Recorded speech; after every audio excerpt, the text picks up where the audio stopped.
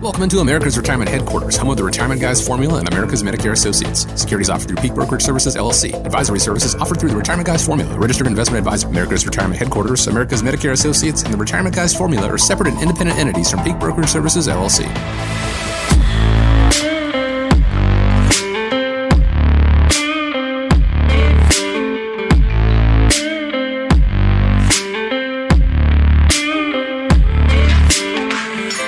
Thank you so much for joining us today and welcome you into America's Retirement Headquarters, home of the Retirement Guys Formula and America's Medicare Associates with Nolan Baker. 419-794-3030 is the phone number. Once again, that's 419-794-3030, the website arhq.com. My name is Chris Swan. Today on the show, why it might or might not be time to revisit bonds in your retirement portfolio. Should you ask your financial advisor how they're getting paid, and unexpected retirement expenses you should prepare for. All this and more, but first, let me check in with the man himself, the founder of America's Retirement Headquarters, Nolan Baker. Glad to be with you as always. How are you, sir? I'm doing fantastic. I just wanted to give a big thanks to our community here in Northwest Ohio. Last weekend, over at the Elks in Maumee, we had our annual chili cook-off, and we do that as a fundraising event for Hooves. And my wife is the chairperson of our chili cook-off. We had an incredible night, had a great band, lots of chili. But the most important thing was we were able to raise a little over $28,500 to help support our veterans here with post-traumatic stress. So incredible event, super exciting. And I guess as the weather changed here in Northwest Ohio, having chili was a good time to have it as it gets a little bit cooler and the seasons kind of change here. Definitely. You know, it's a great cause that you guys do. And as a veteran-owned business, I know you're very passionate about taking care of those who serve our country. The weather is shifting into chilly season, and that's fantastic. The seasons will change in retirement, as we get further into retirement, as we get closer and closer to the end of the year. Maybe 2024 is the year you have planned to retire, and there's no time like the present to go ahead and start putting together a strategy.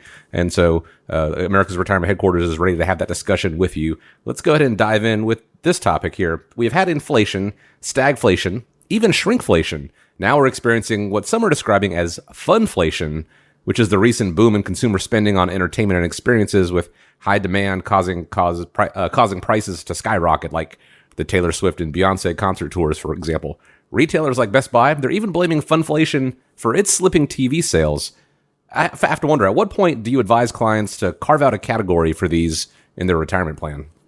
Well, that was an interesting title and topic when I saw, those show discussions for this week. And I thought, if you look at what the price of a concert ticket, and I've been blessed to go to a couple concerts this year, probably my highlight one was taking my son and wife to Luke Bryan and doing the farm tour down south by Columbus. It was a great event, but yeah, ticket prices are a lot more expensive today than kind of what I remember them being.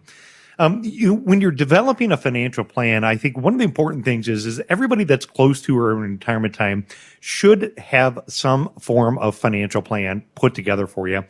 If you don't, reach out to our office as a radio show listener. For 5 callers, we'll put together a financial plan. We'll give you access to our planning tools. We use a software program. It's called Right Capital. And so within Right Capital, what we can do is we can put in all the pertinent information, who is the family? How many children are there? What are the goals for the kids, for expenses? What are the savings rates that you're putting in your 401k, your IRA? What are your income? What are your retirement income sources like Social Security, pension? And if you put all that information in there, what it'll do is it'll give you the probability of success of being able to meet your income goals in retirement. And so when we look at income goals in retirement, I would say the majority of the time, most of the software is looking at planning for what is called the knowns. It's planning for somebody's budget. You know how much it is for your living expenses. Sure, there's inflation and grocery costs get more expensive, but you're creating a budget. So when you're creating your budget and what you know is your known expenses, one of the things that's important that I would say is that you want to have enough money set aside to cover those known expenses in retirement time with things that are reliable income sources. That could be like Social Security. It could be a pension. It could be generating annuity income or something that's predictable income. the money, there's going to be other extra expenses that come up along the way, whether in this case it's the high cost of concert tickets, or, for many retirees we work with, it's doing some of those lifelong trips that they want to do. I hear about clients and help clients with developing a plan to take like a Viking River cruise, or, a client that I just recently talked with and got back from London, a client that her and her husband are going on a cruise through the Panama Canal. These are those extra expenses that come up along the way. So as you develop your financial plan, what you definitely want to do is make sure that you add into the goals some of those other things that are going to come up along the way, and find out how it's going to impact your success in meeting your retirement goals. So you could have things like education that could be helping out your grandchildren. You want to make sure that you build in there a car fund account. Having money that's set aside each and every month that goes into the car fund account, because if you're going to need $20, $40, $50,000 to take out of your investment accounts in a year to replace the car, that could have a big impact on what your withdrawal rate is that year. Vacations. I think vacations are fantastic. You can even have vacations as part of the overall goal. Maybe it's wedding, and that could be helping out with your grandchildren's wedding in the future if that's important to you. Maybe it's the desire of a secondary property, or having a couple of months where you get a VBRO and rent somewhere to go. Those are the other type of goals that you want to incorporate into the plan. So as you develop a financial plan, you can put in there those extra expenses, and then you can stress test a plan on how it's going to impact you. The second thing that you do is, over and above the reliable income, those income sources that I talked about on what you need for your normal living expenses, this is where your other investments are, your fun money, if you will. It could be the excess money that maybe you have in your stock market account, could be other bank savings that you have, or other investments. That's kind of that fun money account. And when you have the years that you're overachieving your goals, that's when it's okay to consider some of those extra expenses. Spend while the economy and while the markets are doing good, while your investments accounts are up. Be careful not to try to spend your principal. I always tell people it's okay to spend the profits, just try not to spend your principal. So again, what I want you to do is, I want you to think about, there are going to be extra expenses when it comes into retirement time. Whether you have a financial plan today or whether you don't, here at America's Retirement Headquarters, our team of professionals would be more than happy to get you started on developing a plan. Within that plan, what we can do is we can stress test your portfolio and show you what the probability of success of meeting your retirement goals. And then we can start to add in some of these extra expenses and have a conversation about, how do you build a fund or an account that's designed for some of those things, like your vacation account, like your overall plan. And then from there, you're going to have a much more confident, ability to continue to get to and move through retirement time. That's exactly what we can help for when you're looking at how to plan for extra expenses in retirement. Because we all know that it's not just about the bills that you need to focus on in retirement. There's going to be the fun things. And as we all know, and as the question posed at the beginning, these fun things, they do cost money. They cost more and more money. So developing that financial plan is pivotal. And it's something that, as Nolan said earlier, if you're one of the first 5 callers, the team at America's Retirement Headquarters, willing to put their decades and decades of experience to work for you complimentary. Just be one of the first 5 callers. 419-794-3030 is the phone number. That's 419-794-3030. Cody Sanchez is a portfolio manager who appreciates creative income streams. One of the people she admires is billionaire actress and producer Reese Witherspoon. Reese Witherspoon basically took a book club and said to authors, I'll give you part of my platform for you to talk about your book because I'm lovely. It's free. You're going to sell a bunch of books. Tiny, insignificant detail. I'd like the future rights to turn your book into a movie, and I'll pay you some sum, or I'll have a right of first refusal, aka I get the right to buy it before anybody else, and I'll pay you then for it. The author goes, amazing. Reese, of course. Perfect. They come on. Reese basically tests out which books do best, and depending on which books do best, Reese buys their movie rights and makes movies that create, tens of millions or hundreds of millions of dollars in revenue. Now, one way for people to inject an income stream into retirement, aside from buying book rights and turning them into films, of course, is through an annuity. But honestly, how creative, Nolan, can you get with these things? Actually, you can get really creative when you're looking at generating income for a retiree and how to structure annuities.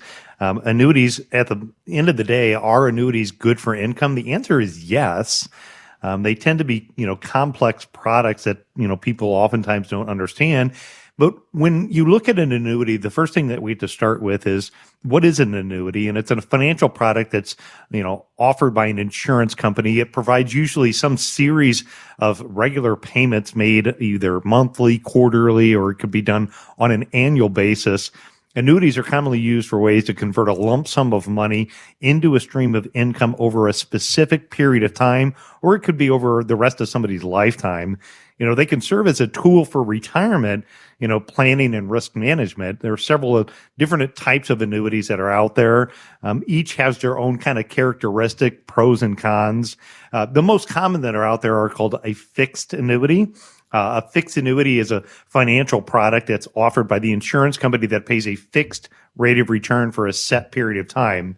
So a side note here is that fixed rates today are the highest that I have seen them in over 20 years. So whether it's looking at, upgrading an FDIC insured CD, whether it's looking at a money market account or a fixed annuity, for those of you that are listening, if you have some money that's not earning more than 5 or 6% interest, we need to be talking about some of these financial tools that are out here that offer a set fixed rate of return, which is what a fixed index annuity can do. And you can lock in rates from, anywhere from 1 to 10 years are common terms. A variable annuity is one that, typically varies within the stock market. This is one that I personally generally don't use very much because you have some of the higher costs that's associated with the fees and expenses of the underlying funds, the mortality expenses. Plus, still has that fluctuation of the lottery of the returns of the stock market. So usually with a variable annuity, you're buying some type of income rider. That income rider could pay you an income that could start either today or at some point in the future and would, again, usually guarantee some series of payments for that individual or a joint couple, depending on how it was structured their lifetime. An immediate annuity is a tool that you turn on right away. These are annuities where you give them a lump sum of money, and shortly thereafter, those payments are typically set up. Those can be used to kind of bridge some of the gaps. We've talked in the past about bridging the gap of generating income in the early years to delay taking Social Security. An immediate annuity could be an example of a vehicle that could do that. The next type is a deferred annuity. So, if you're 10 years within retirement time and you want to take a chunk of money and you want to defer those payments for a series of 10 years, you can take that money and you can delay payments until a later date, such as retirement.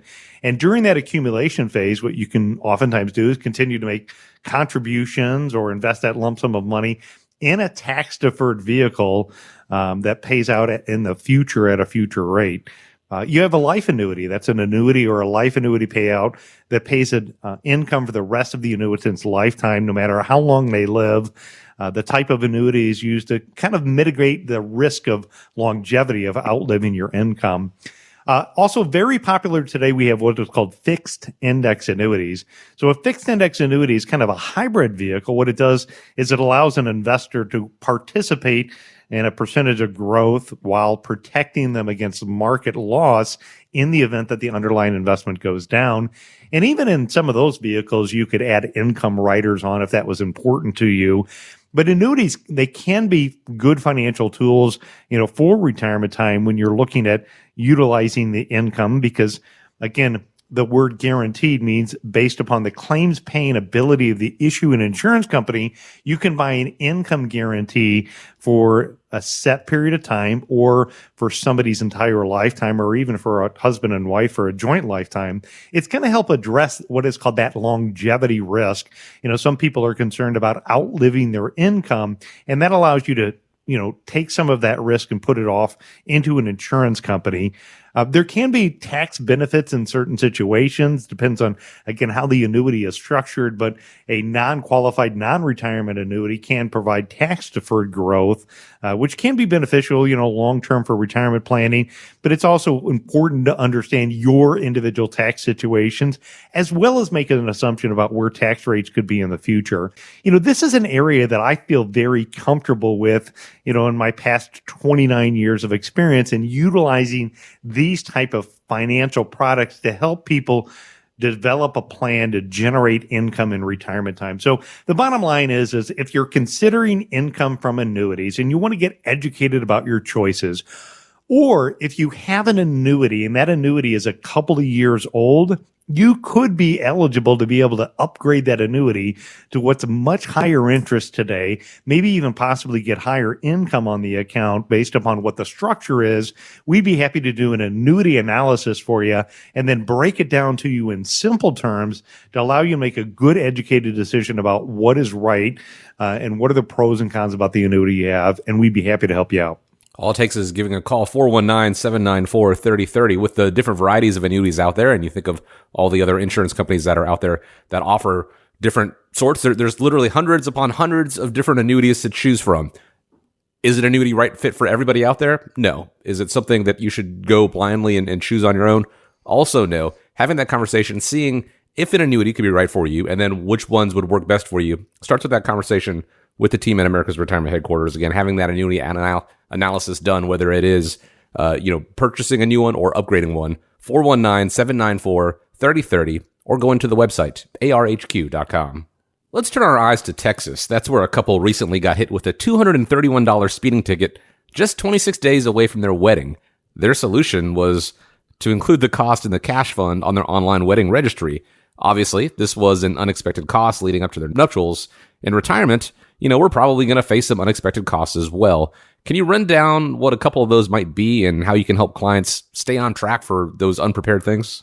Well, I love it that this couple in Texas put their speeding ticket on their wedding registry. I'm trying to think, last month in the month of October, my wife and I, we celebrated our 23rd anniversary, and I was going back in my mind thinking 23 years ago, walking through, Kohl's and Target, and you used a little zapper on putting all those things on your wedding list. And, how fun it was to open up all those cool things. I don't know if you have any good things that were on your wedding registry, but things like the family things that you'd get, like the toasters and everything was pretty neat. But it's kind of interesting that these people put their speeding ticket on there. So when you're looking at this and you're looking at, how does this transfer into unexpected expenses that come up in retirement time? I think unexpected retirement costs that people can prepare for, they should know about. So we'll work with somebody and we'll develop a financial plan for them. And, in developing that financial plan, what we'll start with is the facts that we know. Right. So the facts that we know is we know how much your living expenses are. We know how much you need for food and transportation and groceries. We know what it costs for you to live. Those are your expected expenses. And the mistake here that somebody could make is not planning for those unexpected expenses that come up along the way, because they're going to come up along the way. And if you plan for them now, you're going to be so much better off. When we look at it, the things that I would think about would be, number one is healthcare expenses. In healthcare related expenses, it can have a major impact on the success overall of a plan. So last week, I had a meeting with somebody who has been, looking around, getting ready to get their retirement options ready.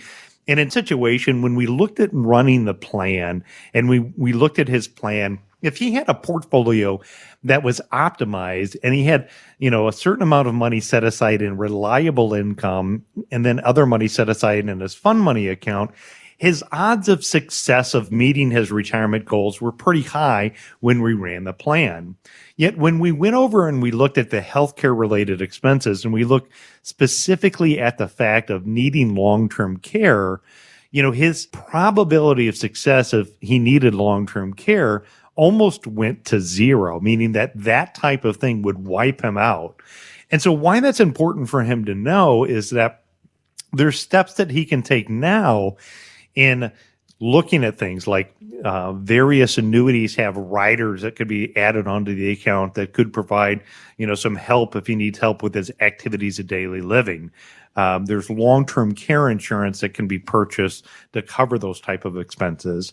There's life insurance that has an accelerated benefit that allows you to take those benefits while you're alive if you have some type of critical or chronic illness. There's legal strategies to protect your assets, as long as you follow the rules and plan ahead. But knowing what those unexpected expenses are allows us to make a much better educated decision while there's not a crisis. We will still have people that will come to our office and they'll say that, unexpectedly their loved one ended up in a nursing home. And now, at $10,000 a month, it's not going to be very long until they go through their life savings. Even when we hear situations of the adult children talking about, hey, mom's in the nursing home and right now we're writing a check for $10,000 a month. Even those unexpected expenses, can wipe people out in a hurry. But even those unexpected expenses, it's still not too late when you're talking healthcare to do something about it. The next scenario that you want to take a look for the unexpected, I almost consider it expected today. And that is expect your individual tax rate to go up in the future. So, Chris, I don't know if you saw it last weekend or not, but the Treasury Department released the most up-to-date financial numbers when it came to the spending on our national debt. Mm-hmm. America is now paying more in gross interest on its record $33 trillion in debt than on our national defense. That's right. So who owes this IOU? We do, unfortunately. Yeah. Right. It's us. It's the taxpayer. So when we look at it, we've got the massive out of control spending. We had to spend a ton of money in the COVID area. In that window of time, we had to spend a lot of money. Mm-hmm. But this current administration, they're spending the money like COVID is still going on today. It's put us in a serious financial issue. So my belief is that tax rates could go up in the future. So folks, when you're looking at the plan, again, with our planning software, we can do the analysis and say, how does that look if tax rates go up by 20% in your situation? So don't plan for the unexpected. Plan that that's an expected expense, that tax rates are going to go up. The next one is an emergency. If you look at emergencies, they're going to come up. And that emergency, it could be things like home repairs. It could be a family crisis. From my experience in working with people, if you have an emergency account that's somewhere between $25,000 and $50,000, or if you're younger and you're still working, you have roughly 6 months worth of living expenses. That's the amount of money that you want to have set aside for an emergency. When we think about emergencies, we also think about some of the emergencies that the adult children or grandchildren can get involved in. So over the years, I've seen the situation where, somebody comes to mom or dad and they say, hey, unfortunately, I lost my job. I'm about to lose my house and, I'm financially in big trouble. Or that adult child is going to go through a divorce. They need to hire an attorney and they need to fight for custody of their kids. They come to that parent with asking them to take a big withdrawal out, and oftentimes they call it a loan, but oftentimes the parent doesn't get paid back in that loan situation. So before those unexpected things come up, and before you take money out to help a child or a grandchild with their crisis, you need to really have a conversation with your financial advisor and look at the impact that could have on the success of your overall plan. Loaning family members, in my opinion, is not a good idea. Think about it, and only for loved ones or family members, only gift them money if you financially can without that expectation that it's a loan and they're going to have to pay it back. The other thing that you want to take a look at is you want to look at the unexpected loss of a spouse. when you look at the unexpected loss of a spouse, the big impact here is two things. One is that spouse is typically going to spend similar income after one spouse passes away. They've got their lifestyle adjusted. They're used to what they're normally used. That loss of income for that surviving spouse can be a big impact. But the second thing, go back to what I was saying earlier about taxes. And when you look at taxes, the tax rates for Social Security taxation and the income tax brackets for an individual are higher as well. And so that surviving spouse that's left over could get put into a situation where they can end up with higher taxes. So folks, we're here to help you prepare for the unexpected. We're here to help you kind of develop a plan to give you confidence about your retirement. So when the normal things in life happen, you know what the probability of success is. But when these unexpected things come up, you've already got a plan in place. So let's take the unexpected out of your retirement. And the way you do that is sit down and have a conversation with us. We're happy to help. We don't necessarily know when these things are going to happen, but we know that they're going to. So having a plan that takes these on, as well as all the other unforeseen things, starts with having that conversation. 419-794-3030 is how you start that conversation, sitting down with the team at America's Retirement Headquarters.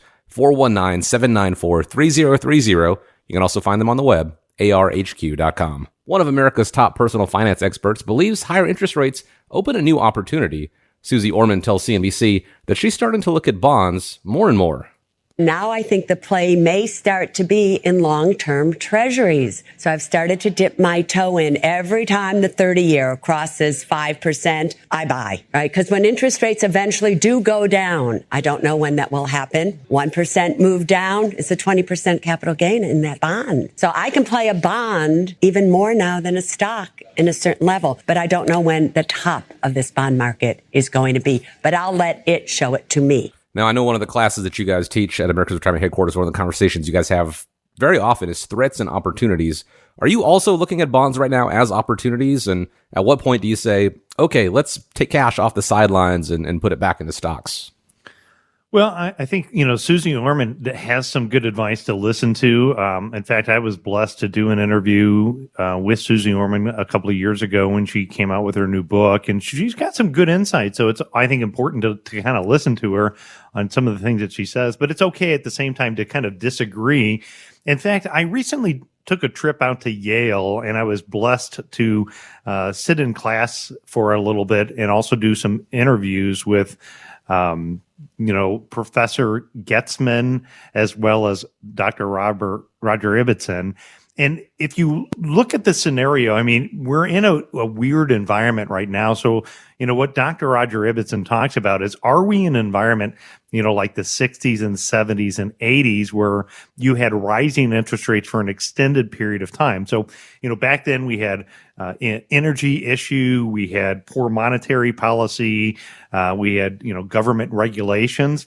Kind of sounds a lot like today. Mm-hmm. And when you look at the current environment today, I don't know that necessarily bonds are worth the risk that's out there. So as we kind of roll into the last 2 months of 2023, if I go to the website morningstar.com and I just look at the aggregate bond index, that's AGG, year to date, that index has actually still lost a little over 2%. And on top of that, the returns for the last 10 years on the aggregate bond index are pretty dismal. And then from there, you could take it a step further. I also like the research that comes out of BlackRock. And if you look at the BlackRock capital market assumptions, BlackRock over the next 5 years, when you're looking at the bond fund category, whether it's the long-term bonds or high yield bonds, they have some expectations of anywhere from like 0 to on average, maybe that 5 or 6% rate in what they project would be the annual asset return within the bond fund category. Now, obviously in the bond funds, there's still uncertainty, but you know what's not uncertain right now? What's not uncertain is the fixed rates that are offered today. When you look at things like FDIC insured CDs, when you look at things like money market accounts, or when you look at things like fixed annuities. So, For the shorter term investor that doesn't want to have interest rate risks that are out there right now, I prefer some of the money market rates that are out there, highly liquid. You don't have interest rate risk associated with them. If interest rates keep going up, those rates keep going up and allow you the flexibility to make changes without being in a situation where you're going to have to sell something at a loss. For those investors that are looking anywhere from that 1 year to 3 year time frame, some of the FDIC insured CDs that are out there offer extremely attractive rates. And again, you don't have that interest rate risk that you have associated with bonds. And then if for those investors that want to lock in rates for 5, 7, or 10 years, for me, looking at the rate market today, fixed annuities, offer some of the best opportunities to lock in rates where you can get these rates that you can lock in for a set period of time, and again, not have them exposed to interest rate risk. So, when you look at the opportunities in bond market, my advice to listeners is could be part of the portfolio, but there could be other opportunities that maybe offer you less risk with more consistency in the portfolio. One way to find out is if you have bonds, if you're in target date funds, if you own things like a variable annuity. Heck, if you just don't know what you own and you don't know the investment methodology, call our office, because what we can do is we can do an independent portfolio analysis for you. Within that independent portfolio analysis, we can look for where there are those opportunities to slice and dice, take out interest rate risk like we're talking about in bonds, maybe talk about where there's some other opportunities with the pullback that we've had in the market and get positioned for 2024. That independent portfolio analysis, again, is something that we can do for you as a listener to our show. Happy to help out. Just as a way of saying thank you for joining us here on America's Retirement Headquarters, being able to offer that to you, the independent portfolio analysis. It was just last year where the luster of bonds, the 60-40 portfolio or the target date fund, really started to wear off. And sure, they're become more appealing this year, but as the saying goes, if you see a shark in the water and the fin goes under, it doesn't necessarily mean it's safe to dive back in. Maybe not the best move for you. Figuring out where those opportunities lie is what having a conversation with America's Retirement Headquarters where that really comes into play. 419-794-3030 is the phone number to start that conversation. You can also go to the website and find out more about the team at arhq.com. A new study graded retirement systems around the world, and it says the U.S. deserves no higher than a C+. The research says one of the biggest reasons is Social Security's looming solvency crisis, which is projected to hit as early as 2033, possibly triggering big cuts in benefits.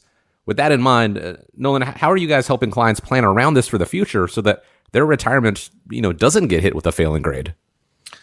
Well, it's pretty scary. I mean, this is a topic that's been around for a long time with the discussion of Social Security and the insolvency that they have. That date keeps getting closer and closer. So if we look at the website usdebtclock.org, that's a good website to go and take a look at real time, what some of the financial health of this country is. First of all, you look at our national debt, $33 trillion.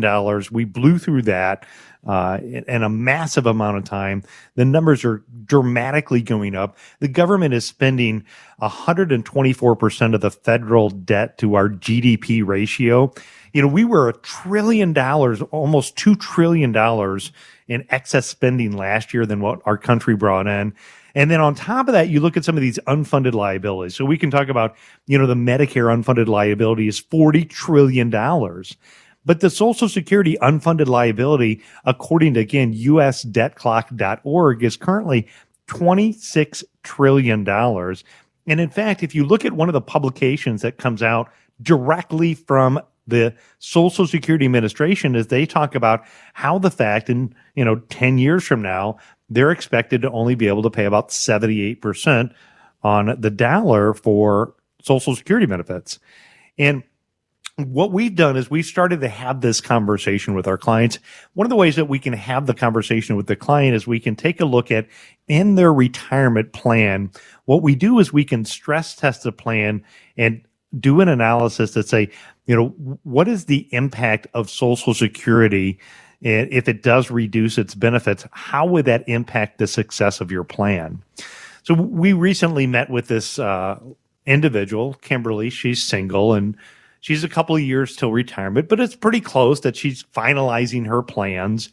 And when we ran the analysis, and what we looked at is if everything continued on, her probability of success was a little over 90%. So on the surface, I think Kimberly would probably feel pretty comfortable and confident about moving into retirement time. But then what we did is we stress test the plan and we said, well, what if the government does what they say they're going to do? Now, I know they don't do what they say they're going to do, but what if they do what they say they're going to do in writing, which is reduced her benefits by 20%? Her probability of success went down from 90% to 50%. Wow. Yeah. Yeah. So it's like, okay, now retirement success was a coin toss. And the reason being is because Social Security, like for most retirees, was a big portion of her overall retirement. It was one of the cornerstones. So she's kind of relying upon that guarantee that be there forever. But that's not what the government's saying. The nice thing about that is it allows us to start making some decisions today to plan for what if that does happen. So in terms of military, when I served in the Marine Corps, we were always taught to have a plan B. And so in this case, it's a matter of developing that plan B and taking a look for that says, if this scenario happens, what are the options and what are the strategies that are available to do that? So a couple of examples is you could set aside a bucket of money. And in this particular bucket of money, what you could do is you could utilize it as what I would refer to as a pay raise account. So in the event that the Social Security drops in the future, you could turn this pay raise bucket of money on and it could help fill the gap. There's also certain insurance products that are out there today that will offer higher income in the future by having like an income rider. Annuities are famous for having income riders. So you could take a chunk of money, you could set aside in like an annuity account, and you could figure out what that 20% gap needs to be and put enough money in there that is able to fund that gap if that happens. And in fact, one of the insurance companies that we work with here is the first company that I'm aware of in the industry that also offers some additional benefits as far as their riders, addressing the specific fact that if Social Security is reduced in the future, they have a benefit on their contract that will help build the gap. When we break this down even further, I've been doing a lot of Social Security classes here and across the U.S. at other satellite locations. And I ask people in the question about that, and I ask them, well, who's going to be impacted by this? And I think there could be a couple of different scenarios. So are you the target of a Social Security cut in the future? One, we could look at, who's going to get cut? Well, what you could say is that for younger people like myself, I'm 47, so I don't plan on getting Social Security for a long time. It's fair to say that I might have to work longer or get less Social Security in the future because I have plenty of time to plan for that. Mm-hmm. But when we look at people that are close to or in retirement time, and we start thinking about who could and most likely be impacted, first of all, higher income earners. So you'd have to develop what is the definition that the government determines wealthy. And there's a couple of ways, and there's a couple of formulas that are already out there that determine what does the government consider wealthy. First of all, you could go back to COVID. And in COVID, those individuals that made more than $75,000 of household income did not get COVID stimulus checks. So, the question is if your income is over that, will you fall under the definition of wealthy and not need to get as much Social Security? You could be bigger impacted. Well, we can also look at Social Security itself.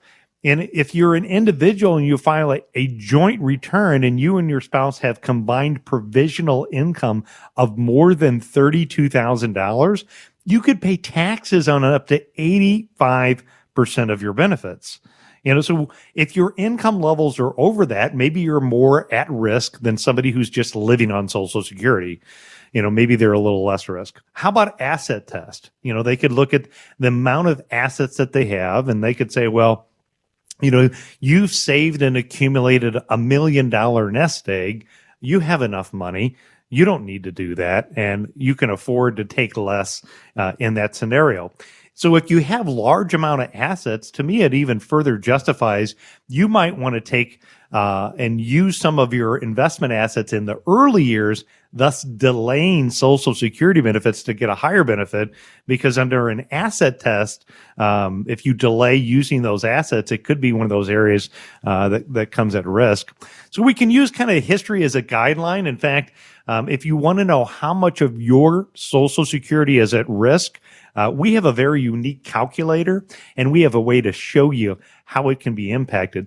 Give our office a call, ask for the Social Security risk score, and we'll give you that report and get that put together for you. If they're saying 2033 is really the cutoff, we probably won't hear anything about it until 2032 or so. But you want to go and have a plan in place, and that is where sitting down and speaking with the team at America's Retirement Headquarters can be pivotal, if not critical, when it comes to planning for the longevity of your retirement. That Social Security risk score available to you. Just give a call, 419-794-3030. You can also go to the website, arhq.com. The financial website, MarketWatch, posted 15 questions that you should ask before you hire a financial advisor. 8 of them had something to do with how that advisor would be paid. Nolan, what advice do you give listeners when picking a retirement plan advisor for a financial advisor when it comes to their retirement? Yeah, when you think about how do I choose a retirement plan advisor or how do I choose a financial advisor for retirement, I do think that this is areas that people should be asking these important questions. When we look at it, what I would say, first of all, is ask for references. And, in today's society of technology, it makes it kind of easy where you can go online and get a lot of this information. So, like, as an example, anybody who's considering working with our company, I would encourage you to go on Google, type in America's Retirement Headquarters, and read our Google reviews. Find out what people who have interacted and or worked with our company have said about us on Google. But take that a step further. If you're going to interview a financial professional and you're going to want to work with that professional, ask them to provide you 5 references. Now, again, I think these references probably should be current clients, maybe longer term clients. They could be 2 professionals that they work with, like an accountant or an attorney. But call them and talk to them. And it's not so much about, I think, asking the question about performance, because more about, how responsive are they? How are they at proactively educating you and keeping you informed to life's changes and the different things that are happening? How responsive are they to your needs? How well do you understand what the plan is that they put together for you? You can learn so much more by having that conversation. It's well worth it when you're considering this as a major financial decision. Next is you want to ask if they charge fees for their services. Nobody works for free, and if they're not charging fees, they're going to be making money from the sale of financial products. A good example like this is, Scott, who's, extremely busy with dealing with helping people during the annual enrollment period with Medicare, is he does not charge a fee for his services. In fact, he gets paid from the insurance company. A lot of people choose to work with Scott on a one-on-one basis because they can sit down face-to-face with somebody who knows them and their family versus calling an 800 number. And either direction the consumer goes, there's not a fee for services that AMA offers under the Medicare. Where in my particular situation, we oftentimes will have consulting services fees. So if we need to develop a financial plan for somebody, there could be a cost associated with the amount of time it's going to take to develop that financial plan. When we're looking at, ways to help them better manage their money, give them advice and recommendations on their company-sponsored retirement plans, building out the independent income system, looking at working with their accountant and being proactive on tax planning, looking at things like working with their estate planning attorney and figuring out how to get those 2 areas to line up together, insurance reviews, and developing that binder of an overall approach. There are also going to be times where people work with us and they're asking us to make investment decisions with picking out investment portfolios. And, in those type of portfolios, we might get paid a fee for the management of the portfolio. So again, nobody works for free. And I think it's important to make sure that you understand how that individual charges for the services. If they don't charge for a fee for their services, ask them how they're going to make sure that that advice is in their best interest. I mean, this has been a topic of conversation for the last couple of years, but, make them tell you and analyze the situation and what is the process that they go to arrive at recommendations. What you don't want to hear is that, how your money and finances are treated kind of the same in every situation. I have been to other financial events in the industry where everybody gets a Swiss Army knife. And I can tell you for a fact, everybody's situation is unique, and they need to have a detailed action plan that addresses your unique individual goals and concerns and give you choices and explains the pros and cons to each of those choices. Then and only then are you going to be able to make an educated decision about what is the best choice for your situation. Number 5 is, ask them if they can provide products as well as provide financial planning advice. And the investment professional says, yes, it's not necessarily a negative. However, you should recognize that this is a potential conflict of interest. Most financial professionals like myself, we provide something called an ADV brochure. Within that ADV brochure, it outlines what are the potential conflicts of interest that could arise in that relationship. So if you're going to work with a licensed investment professional, advisor, or representative, you want to ask them for a copy of the ADV. Take a look at their conflicts of interest. Again, I think the flip into that is a lot of people like the fact that, we're a comprehensive one shop where we can take care of everything for people that are close to or in retirement time. We do the financial planning advice. We can also help them implement the advice and help them develop that plan. So again, there's pros and cons to it, but the conflict of interest, you need to make sure that you understand what those are. They're typically disclosed in somebody if they have an ADV, if they are a licensed investment advisor or representative. If the financial professional sells products, ask if those products can be prepared if no plan is put together. Buying financial products without a plan is like having surgery without an exam. I mean, we have, in my opinion, some rock solid investment choices when it comes to the portfolios we manage overall within the market. But that doesn't mean that portfolio is just right because somebody said, hey, go buy their investments because they've done really well for me. Call me crazy, but I'm sure you wouldn't want to have a doctor operate on you until you knew what was wrong. And a doctor to perform a surgery without an exam would be an idiot. The same would be true with a financial professional who wants to sell you some type of product without an analysis. The best thing that you can do is develop a plan, not make decisions immediately about buying a financial product.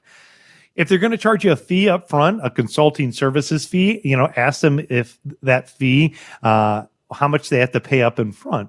I would tell you generally you want to pay no more than 50% of the fee up front. Oftentimes retainers are required, but most professionals are not going to require you to pay 100% of that fee up front. You want to ask about the financial professional's background. Ask, how long they've been in business. What does their typical client look like? I know when I started in this business 29 years ago, the amount of knowledge that I had versus today is dramatically different. I know that my area of expertise is helping people transition into retirement time. So when I have questions that come up about paying for college, I know that's an area that's maybe out of my league. I pick up the phone and I call one of my other advisor friends like Jeff and get advice on late stage college planning. But knowing that background is important because, again, retirement is a point in your life that you only get one shot at getting it right. And you want to work with somebody, in my opinion, that kind of specializes in that area. The next thing you want to do is talk about what is the analysis process that they go through and what happens if the output is not to your expectation. We typically are going to have that first meeting where we're talking about people's goals, objectives, what do they want to accomplish in the next year. Somebody could look at those series of recommendations and they could say, you know what, Nolan, I appreciate that. That's not what I thought I needed. Or sometimes we tell them, look, what you're doing today is good. We close the file. They don't owe us anything. You want to find out how they keep up with constantly changing the financial environment that's out there. Where do they get their research from? Do they attend industry events? Do they go to workshops? Do they go to classes? Learn about the team members. What are the areas of expertise that the team members bring to the table?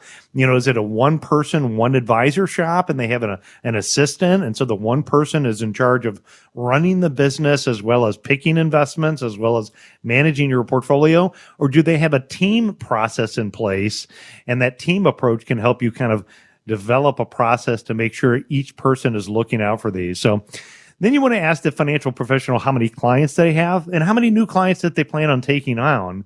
It's almost impossible to handle thousands of clients with a high level of professional service. So you want to find that out. And then that final question is to ask them what professionals they bring in on outside cases. Do they work with other attorneys, accountants? How do they, get other professional guidance together to make it all happen? So a lot goes into it when you're taking a look at how do I choose a retirement plan advisor? And hopefully those are a couple of great tips that help you out. All very valid questions to ask and find the answers to, of course, and the team at America's Retirement Headquarters. Happy to sit down with you and explain their process more in detail. Just take that first step. Give a call, 419-794-3030. Or you can go to the website and, like I said earlier, find out more about the team right there on the website, arhq.com. Want to thank you, as we always do, for joining us here on America's Retirement Headquarters, the home of the Retirement Guys formula and America's Medicare Associates. Hope you have a great week ahead of you. Everybody be safe out there. Nolan, always grateful for the time. And as we wrap up, want to leave you with the final word. Yeah, great to be here. Again, every week when you think retirement, think America's Retirement Radio. It's reach out to us and let's help you get prepared for the future.